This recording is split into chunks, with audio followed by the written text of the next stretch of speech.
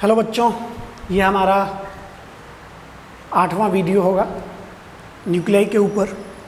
और इस वीडियो में हम लोग बाइंडिंग एनर्जी पर न्यूक्लियॉन और न्यूक्लियर स्टेबिलिटी इन दो टॉपिक पे डिस्कशन करेंगे। तो पहले तो थोड़ा सा चीज़ों को समझ लेते हैं कि बाइंडिंग एनर्जी क्या है, बाइंडिंग एनर्जी पर न्यूक्लियॉन क्या है। देखिए, बाइंडिंग एनर्जी क्या है?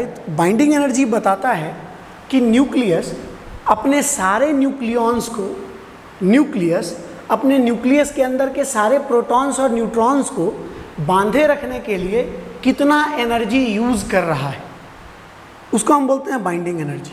मतलब कि बाइंडिंग एनर्जी वो एनर्जी है जो एक न्यूक्लियस अपने सारे न्यूक्लियॉन्स को, सारे प्रोटॉन्स और न्यूट्रॉन्स को बांधे रखने के लिए खर्च करता है। ठीक है। और बाइंडिंग एनर्जी पर न्यूक्लियॉन क्या है? तो बाइंडिंग एनर्जी पर न्यूक्लियॉन बताता है कि न्यूक्लियस अपने एक न्यूक्लियॉन मतलब एक प्रोटॉन या एक न्यूट्रॉन को बांधे रखने के लिए कितना एनर्जी खर्च कर रहा है। अंतर समझिए, बाइंडिंग एनर्जी पर न्यूक्लियॉन बताता है कि न्यूक्लियस अपने एक न्यूक्लियॉन को बांधे रखने के लिए कितना एनर्जी खर्च कर रहा है, और बाइंडिंग एनर्जी बताता है कि सारे न्यूक्लियॉन्स को बांधे रखने के लिए न्यूक्लियस कितना एनर्जी खर्च करता है।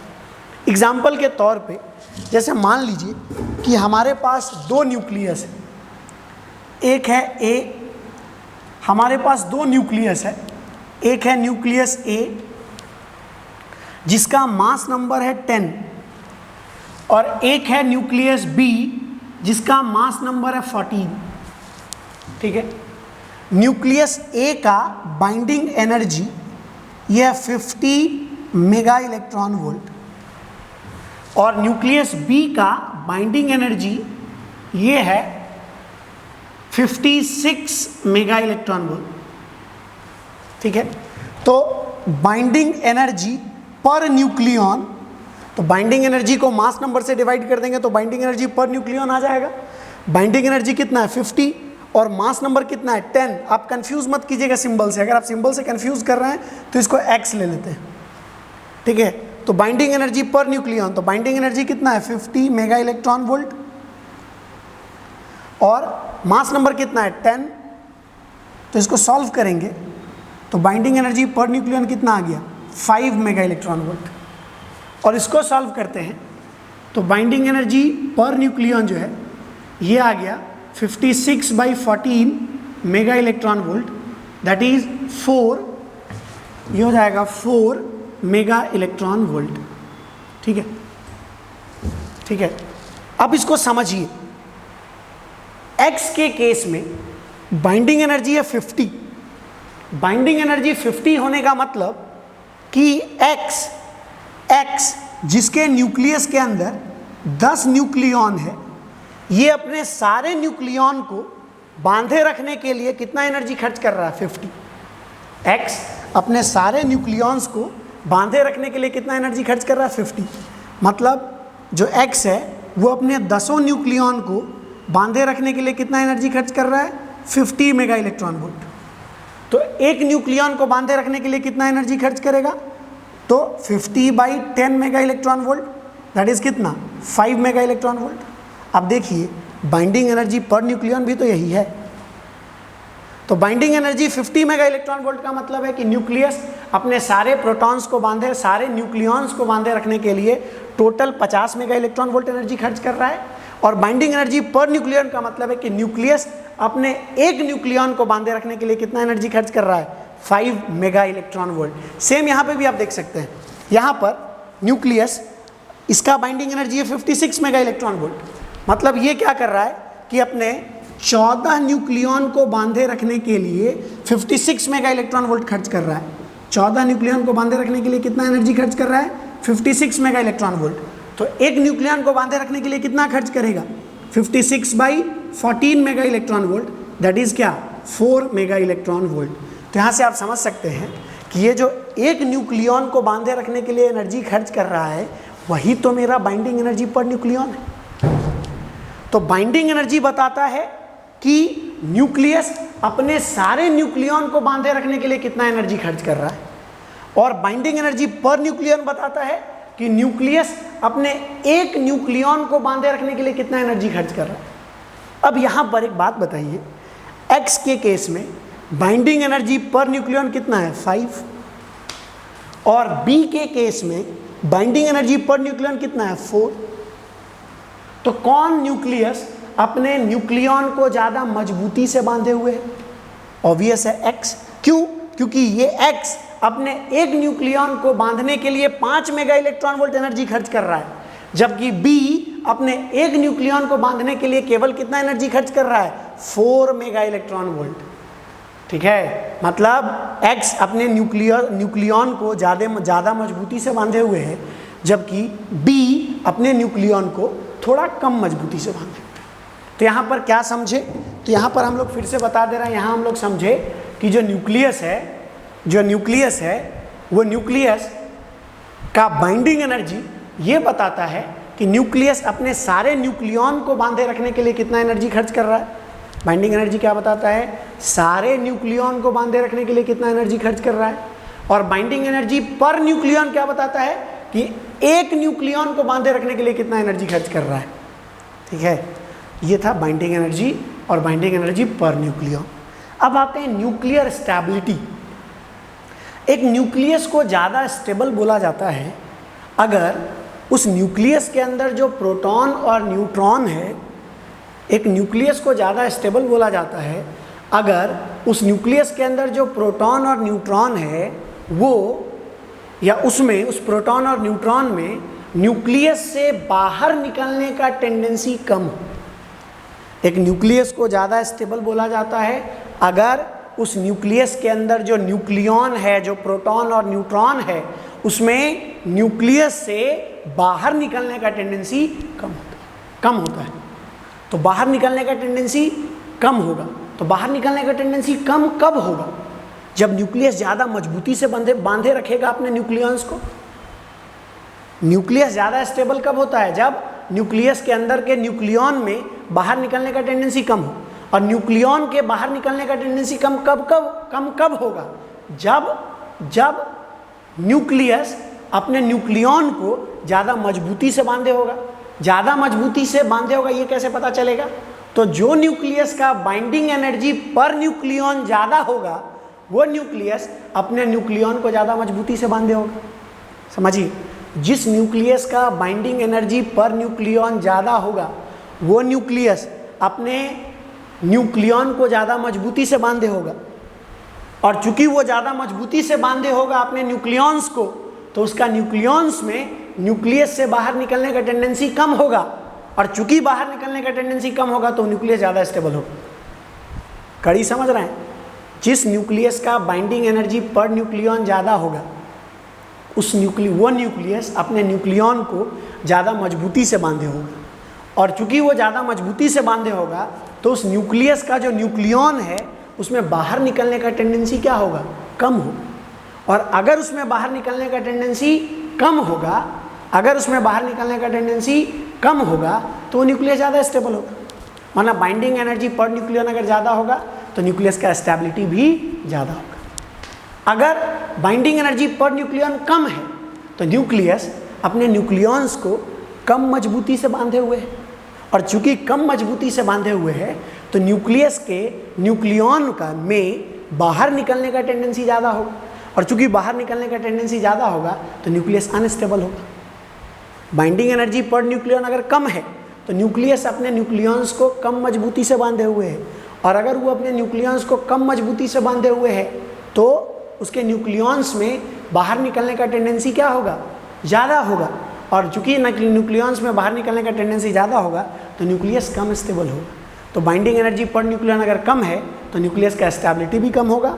और बाइंडिंग एनर्जी पर न्यूक्लियन अगर ज़्यादा है तो न्यूक्लियस का स्टेबिलिटी भी ज़्यादा होगा। ठीक है, तो यहाँ से हम लोग 3 चीज़ समझ चुके हैं। फिर से एक बार सबको रिवाइज कर लेते हैं। पहला चीज़ क्या समझे कि बाइंडिंग एनर्जी बताता है कि एक न्यूक्लियस अपने सारे न्यूक्लियन को कितना एनर्जी खर्च करके बांधे हुए है। बाइंडिंग एनर्जी पर न्यूक्लियन बताता है कि न्यूक्लियस अपने एक न्यूक्लियॉन को कितना एनर्जी खर्च करके बांधे हुए हैं। और उसके बाद हम लोग देखें न्यूक्लियर स्टेबिलिटी। एक न्यूक्लियस को ज़्यादा स्टेबल बोलते हैं कब? जब उस न्यूक्लियस के अंदर जो न्यूक्लियॉन है उस न्यूक्लियॉन में बाहर निकलने का टेंडेंसी कम हो। ठीक है, अगर किसी न्यूक्लियस के अंदर जो न्यूक्लियॉन है उसमें बाहर निकलने का टेंडेंसी कम होगा तो वो ज़्यादा स्टेबल न्यूक्लियस होगा। और अगर उस न्यूक्लियस के अंदर जो न्यूक्लियॉन है उसमें बाहर निकलने का टेंडेंसी अगर ज़्यादा होगा तो वो न्यूक्लियस अनस्टेबल होगा। ठीक है, फिर अगला चीज़ हम लोग क्या देखें कि अगर किसी न्यूक्लियस का बाइंडिंग एनर्जी पर न्यूक्लियॉन ज़्यादा है तो वो न्यूक्लियस ज़्यादा स्टेबल होगा। और अगर किसी न्यूक्लियस का बाइंडिंग एनर्जी पर न्यूक्लियॉन कम है तो वो न्यूक्लियस कम स्टेबल होगा। इसको ऐसे समझते हैं हम लोग कि एक न्यूक्लियस को ज़्यादा स्टेबल बोलेंगे अगर उसके अंदर जो न्यूक्लियॉन है उसमें बाहर निकलने का टेंडेंसी क्या हो? कम हो। तो एक न्यूक्लियस अगर ज़्यादा स्टेबल है तो उसके न्यूक्लियॉन्स में बाहर निकलने का टेंडेंसी क्या होगा? कम। बाहर निकलने का टेंडेंसी कम कब होगा? जब वो न्यूक्लियस अपने न्यूक्लियॉन को ज़्यादा मजबूती से बांधे होगा। और न्यूक्लियस अगर अपने न्यूक्लियॉन को ज़्यादा मजबूती से बांधे होगा मतलब उसका बाइंडिंग एनर्जी पर न्यूक्लियॉन ज़्यादा हो। तो न्यूक्लियस अगर स्टेबल है तो बाइंडिंग एनर्जी पर न्यूक्लियॉन ज़्यादा है। फिर से एक बार, अगर बाइंडिंग एनर्जी पर न्यूक्लियॉन ज़्यादा है तो न्यूक्लियस अपने न्यूक्लियॉन्स को ज़्यादा मजबूती से बांधे होगा। और चूंकि वो ज़्यादा मजबूती से बांधे होगा तो उन न्यूक्लियॉन्स में बाहर निकलने का टेंडेंसी कम होगा। और बाहर निकलने का टेंडेंसी कम होगा तो वो न्यूक्लियस ज़्यादा स्टेबल होगा। इसी तरह अगर बाइंडिंग एनर्जी पर न्यूक्लियॉन कम है तो वो न्यूक्लियस अपने न्यूक्लियॉन्स को कम मजबूती से बांधे हुए है तो उन न्यूक्लियॉन्स में बाहर निकलने का टेंडेंसी ज़्यादा होगा तो वो न्यूक्लियस अनस्टेबल होगा। ठीक है, आई होप आपको इतना क्लियर हो। अब यहाँ पर एक इस एग्जाम्पल में बताइए तो X और B, X का बाइंडिंग एनर्जी पर न्यूक्लियॉन है 5 मेगा इलेक्ट्रॉन वोल्ट और B का बाइंडिंग एनर्जी पर न्यूक्लियॉन है कितना? 4 मेगा इलेक्ट्रॉन वोल्ट। कौन ज़्यादा स्टेबल होगा? कमेंट में बताइए फटाफट। X ज़्यादा स्टेबल होगा या B ज़्यादा स्टेबल होगा? फटाफट। चलिए, तो वैसे लोग जिनका आंसर है कि X ज़्यादा स्टेबल होगा उनका आंसर सही है। क्यों X ज़्यादा स्टेबल होगा? क्योंकि X का बाइंडिंग एनर्जी पर न्यूक्लियॉन है 5 मेगा इलेक्ट्रॉन वोल्ट और B का बाइंडिंग एनर्जी पर न्यूक्लियॉन है 4 मेगा इलेक्ट्रॉन वोल्ट। मतलब X अपने न्यूक्लियॉन को ज़्यादा मजबूती से बांधे हुए है, इस कारण से इसके न्यूक्लियॉन में बाहर निकलने का टेंडेंसी कम होगा और ये ज़्यादा स्टेबल होगा। मोटा मोटी आपको याद बस यही रखना है कि बाइंडिंग एनर्जी पर न्यूक्लियॉन ज़्यादा है तो वो न्यूक्लियस ज़्यादा स्टेबल होगा। बाइंडिंग एनर्जी पर न्यूक्लियॉन अगर कम है तो वो न्यूक्लियस कम स्टेबल होगा। अगर आपको कोई बोलता है कि कौन सा न्यूक्लियस ज़्यादा स्टेबल है तो आपको सिंपल क्या करना है, उस न्यूक्लियस का बाइंडिंग एनर्जी पर न्यूक्लियॉन निकालना है। अगर बाइंडिंग एनर्जी पर न्यूक्लियॉन ज़्यादा है तो वो ज़्यादा स्टेबल होगा, बाइंडिंग एनर्जी पर न्यूक्लियॉन कम है तो कम स्टेबल होगा। ठीक है, चलिए अब हम लोग क्या करेंगे, हम लोग इसी बाइंडिंग एनर्जी पर न्यूक्लियॉन का मास नंबर के साथ वेरिएशन देखेंगे कि मास नंबर के साथ कैसे बाइंडिंग एनर्जी पर न्यूक्लियॉन जो है वो वैरी कर रहा है, वो चेंज कर रहा है। मास नंबर के साथ वो कैसे बाइंडिंग एनर्जी पर न्यूक्लियॉन वैरी कर रहा है या चेंज कर रहा है उसको हम लोग देखेंगे। यहाँ पर ये ग्राफ है, देखिए इस साइड जो एक्सिस है इस एक्सिस पर बाइंडिंग एनर्जी पर न्यूक्लियॉन है और नीचे में जो एक्सिस है इस एक्सिस पर मास नंबर है। ठीक है, यहाँ मास नंबर 0, यहाँ 50, यहाँ 100, यहाँ 150, यहाँ 200, यहाँ 250। मतलब इस एक्स एक्सिस पर मास नंबर है 0 से लेकर 250 तक और वाई एक्सिस पर बाइंडिंग एनर्जी है 0 से लेकर 10 मेगा इलेक्ट्रॉन वोल्ट तक। ठीक है, तो इसमें हम लोग क्या ऑब्जर्व कर रहे हैं इस ग्राफ में आप देख सकते हैं। पहला चीज़, जिन लोगों को ग्राफ वीडियो में क्लियर नहीं दिख रहा है, आपको ग्रुप में जो पीडीएफ भेजा गया है उस पीडीएफ को लेके बैठिए, उस पीडीएफ को सामने रख के बैठिए और फिर देखिए, तब आपको ज़्यादा अच्छे से समझ आएगा। पहला चीज़ जो हम लोग इसमें नोटिस कर रहे हैं, इसमें जो पहला चीज़ हम लोग नोटिस कर रहे हैं वो पहला चीज़ क्या है कि यहाँ पर कुछ पीक है, कुछ चोटी जैसा दिख रहा है, 2-3 चोटी दिख रहा है हमें। इस पीक का क्या मतलब है तो यहाँ समझते हैं। देखो इस एक्सिस पर है बाइंडिंग एनर्जी पर न्यूक्लियॉन और इस एक्सिस पर है मास नंबर और मान लेते हैं कि यहाँ एक चोटी है ठीक है, ये पीक। तो इस पीक पर जो एटम है, मान लेते हैं वो एटम है मेरा X, और यहाँ एटम है Y, यहाँ एटम है Z। तो जो एटम पीक पर है, जो एटम चोटी पर है, उस एटम या उस न्यूक्लियस का बाइंडिंग एनर्जी सबसे ज़्यादा होगा, और जो उस चोटी के नीचे है बाकी सब का बाइंडिंग एनर्जी इससे कम होगा। तो अगर कोई न्यूक्लियस इस ग्राफ के पीक पर है तो इसका मतलब ये हुआ कि इस न्यूक्लियस का बाइंडिंग एनर्जी पर न्यूक्लियन इसके आस पड़ोस वाले न्यूक्लियस से ज़्यादा है। और बाइंडिंग एनर्जी पर न्यूक्लियन अगर आस पड़ोस वाले न्यूक्लियस से ज़्यादा है तो इसका बोलने का मतलब है कि ये जो न्यूक्लियस है ये अपने आस पड़ोस वाले न्यूक्लियस से ज़्यादा स्टेबल है। तो यहाँ पर देखिए, यहाँ पर कुछ पीक है, जो एक पीक पर हीलियम है, एक पर कार्बन है, एक पर ऑक्सीजन है। मतलब ये जो पीक वाला एटम सब है, ये जो चोटी पर जो एटम सब है या न्यूक्लियस सब है, इन सारे न्यूक्लियस का बाइंडिंग एनर्जी पर न्यूक्लियन अपने आस पड़ोस के न्यूक्लियस के बाइंडिंग एनर्जी पर न्यूक्लियन से ज़्यादा है। और इसीलिए इन चोटी पर वाले न्यूक्लियस का, इन पीक वाले न्यूक्लियस का स्टेबिलिटी भी अपने आस पड़ोस के न्यूक्लियस से ज़्यादा हो।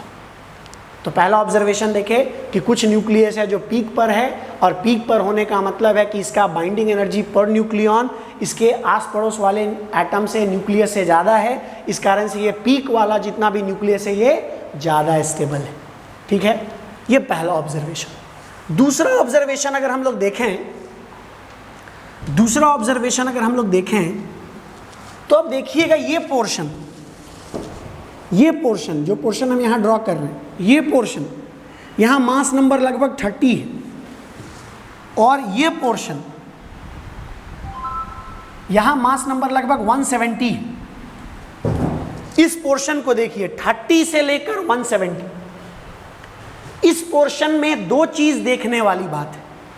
पहला बात तो ये है कि 30 से लेकर 70 के बीच, 170 के बीच जो न्यूक्लियस होगा, उस न्यूक्लियस का binding energy per nucleon 8 mega electron volt के आसपास है। आप देख सकते हैं 170 से 30 के बीच में जितना भी न्यूक्लियस होगा, वो सारा न्यूक्लियस जिसका मास नंबर 30 से लेकर 170 के बीच होगा, उन सारे न्यूक्लियस का binding energy per nucleon 8 mega electron volt के आसपास है, जो कि वेरी हाई वैल्यू। मतलब 30 से लेकर 170 के बीच जितना भी न्यूक्लियस होगा, वो सारा का सारा न्यूक्लियस का बाइंडिंग एनर्जी पर न्यूक्लियन ज़्यादा होगा, और वो सारा का सारा न्यूक्लियस सबसे ज़्यादा स्टेबल होगा।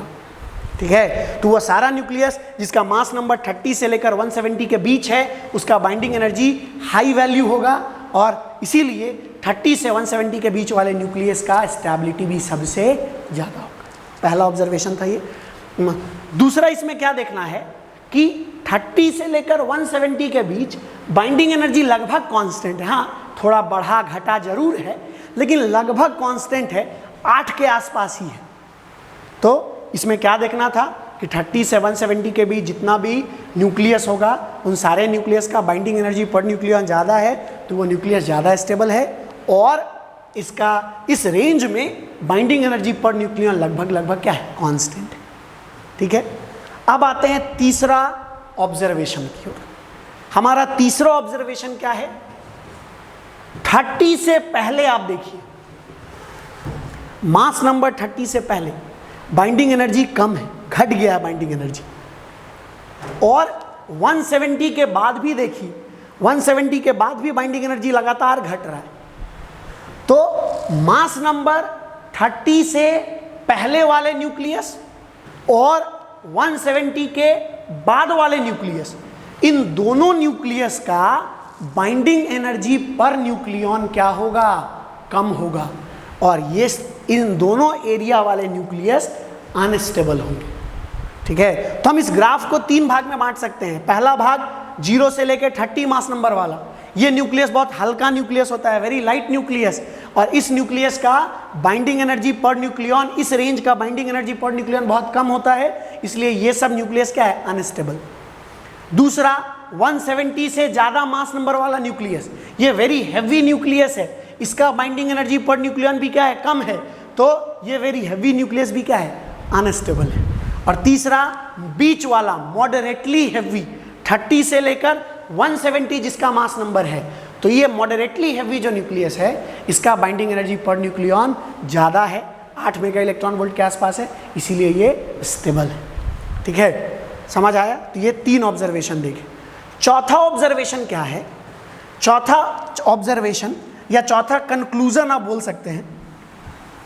चौथा कंक्लूजन क्या है, आप इसको समझिए। यहाँ पर चौथा कंक्लूजन क्या है कि अगर कोई न्यूक्लियस बहुत हैवी है और वो न्यूक्लियस क्या चाहता है, स्टेबिलिटी। क्यों? क्योंकि अगर हैवी है तो इस क्षेत्र में होगा, इस रीजन में होगा, बाइंडिंग एनर्जी पर न्यूक्लियन उसका कम होगा, और अगर बाइंडिंग एनर्जी पर न्यूक्लियन उसका कम होगा तो क्या होगा, अनस्टेबल होगा। गुड। तो अगर वो अनस्टेबल है तो क्या वो अनस्टेबल रहना चाहेगा? नहीं, वो भी स्टेबल होना चाहेगा। तो स्टेबल होने के लिए वो क्या करेगा? मान लेते हैं एक न्यूक्लियस है जो बहुत हैवी है और इसका मास नंबर है 240, तो अभी ऐसा 170 से ज़्यादा मास नंबर है तो ये अनस्टेबल होगा। तो स्टेबल होने के लिए ये क्या करेगा, ये 2 भाग में स्प्लिट हो जाएगा, x1 और x2 में, और दोनों का मास नंबर 120। तो जैसे ये जो पेरेंट न्यूक्लियाई है, ये जो पेरेंट न्यूक्लियस है, इसका मास नंबर 240 है, तो ये 170 से ज़्यादा हो गया, इसलिए ये इसका बाइंडिंग एनर्जी पर न्यूक्लियन कम था और ये अनस्टेबल था। स्टेबिलिटी गेन करने के लिए ये क्या किया, अपने आप को 2 भाग में स्प्लिट कर लिया, एक का मास नंबर 120, दूसरे का मास नंबर भी 120, तो ये जो मास नंबर है ये 30 और 170 के बीच में होगा। तो ये जो 2 न्यूक्लियस आया x1 और x2, ये ज़्यादा स्टेबल होगा। इसको बोलते हैं हम लोग न्यूक्लियर फिशन। न्यूक्लियर फिशन में क्या होता है कि एक heavy unstable nucleus stability gain करने के लिए 2 भाग में बंट जाता है। ठीक है, तो ये जो हेवी अनस्टेबल न्यूक्लियस है इसका मास नंबर 240 है, इसलिए ये अनस्टेबल था, बाइंडिंग एनर्जी पर न्यूक्लियन कम था, इसका स्टेबिलिटी गेन करने के लिए 2 भाग में टूटा, x1 और x2, और दोनों का मास नंबर 120। इसके कारण ये बीच वाले रीजन में आ गया, मॉडरेटली हैवी वाले रीजन में आ गया, और ये भी क्या हो गया, ये दोनों क्या हो गया, स्टेबल। और आखिरी कंक्लूजन, 2 लाइट न्यूक्लियाई, इस क्षेत्र वाला 30 से पहले वाला, ये भी अनस्टेबल है, इसका बाइंडिंग एनर्जी पर न्यूक्लियन भी कम है। तो अगर ये स्टेबल होना चाहेगा तो क्या करेगा, मान लेते हैं कि हमारे पास 2 न्यूक्लियाई है, एक x और एक y। x का मास नंबर है 20 और y का मास नंबर है 15। तो अगर ये दोनों कंबाइन हो जाए और एक तीसरा न्यूक्लियस बना दे z, तो मास नंबर उसका बढ़ के कितना हो जाएगा, 35। तो x और y दोनों का मास नंबर 30 से कम था, इसलिए ये अनस्टेबल था, क्योंकि बाइंडिंग एनर्जी पर न्यूक्लियन कम है इन दोनों का। लेकिन ये दोनों अगर कंबाइन हो जाए और एक तीसरा न्यूक्लियस बना दे z, तो उसका मास नंबर 35 हो जाएगा, यानी 30 से ज़्यादा हो जाएगा, तो वो भी मॉडरेटली हैवी वाले रीजन में आ जाएगा, और उसका बाइंडिंग एनर्जी पर न्यूक्लियन भी क्या हो जाएगा, ज़्यादा, और वो फिर क्या हो जाएगा, स्टेबल। तो इस प्रोसेस को बोलते हैं हम लोग न्यूक्लियर फ्यूजन, जिसमें 2 लाइट न्यूक्लियाई स्टेबिलिटी के लिए आपस में ज्वाइन होता है, और ज्वाइन होकर एक मॉडरेटली हैवी न्यूक्लियस बनाता है, जिसका बाइंडिंग एनर्जी पर न्यूक्लियन ज़्यादा होता है और वो ज़्यादा स्टेबल होता है। ठीक है, थोड़ा डिफ़िकल्ट टॉपिक है, आपको अगर एक बार में नहीं समझ आ रहा है तो आप इसको 2 बार देखिए, 3 बार देखिए, आपके सारे क्वेश्चन का आंसर इसी में है। हम कुछ पॉइंट को ज़रूरत से ज़्यादा भी समझाए हैं, लेकिन इसीलिए समझाए हैं ताकि आपको समझ आ जाए। तो अगर आपको एक बार में नहीं समझ आया तो आप दोबारा देखिए, तिबारा देखिए, तब तक देखिए जब तक आपके सारे क्वेश्चन का आंसर नहीं मिल जाता है। क्यों? क्योंकि हम जो कुछ भी बताएंगे, आप अगर दोबारा भी बताने बोलिएगा तो हम यही सब चीज़ों को फिर से रिपीट करेंगे। ठीक है, अगर 2 बार में भी नहीं समझ आए तब हमको बताइए, हम किसी और मेथड से समझाएंगे। चलिए आज इतना ही रखते हैं हम लोग। Thank you.